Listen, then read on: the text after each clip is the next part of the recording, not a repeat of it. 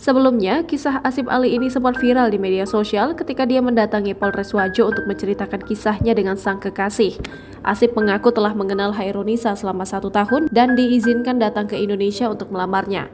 Namun harapan Asip tidak sejalan dengan orang tua Hairunisa. Setibanya di rumah Hairunisa dengan perjuangan yang sangat panjang, Asip ternyata ditolak dengan alasan bahwa kekasihnya telah dijodohkan oleh pria lain. Di Polres Wajo, Asip sempat meratapi nasibnya itu. Tak jarang dia juga menitikkan air mata.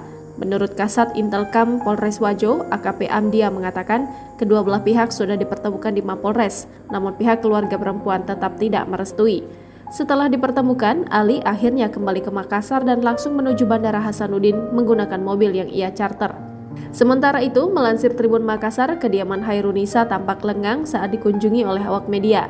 Rumah Nisa sapaan Syarifah Hairunisa berlokasi di Dusun Lawakasi, Desa Watang Rumpina, Kecamatan Majelang, Kabupaten Wajo, Sulawesi Selatan. Pantauan tribuntimur.com tampak beberapa keluarga sedang duduk di teras rumah.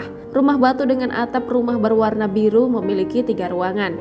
Tampak juga satu mobil pick-up jenis Grand Max dan 1 unit motor Vindo berwarna biru. Saat dimintai klarifikasi, keluarga Syarifah Hairunisa menolak. Ia pun tak ingin memberikan alasannya. Diberitakan sebelumnya, Ali jauh-jauh datang dari India untuk melamar kekasihnya Syarifah Hairunisa.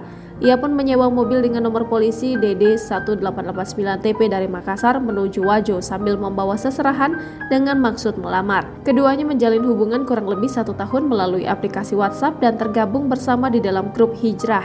Ali juga mengirim uang kepada kekasihnya sebesar 9 juta rupiah dengan maksud untuk melamar. Setelah sampai di Indonesia, tepatnya di rumah perempuan, Ali ditolak oleh keluarga perempuan dengan alasan Nisa sudah dijodohkan dengan pria lain. Pihak dari keluarga perempuan juga berencana ingin mengganti uang yang telah diberikan Ali kepada Nisa sebesar 10 juta rupiah.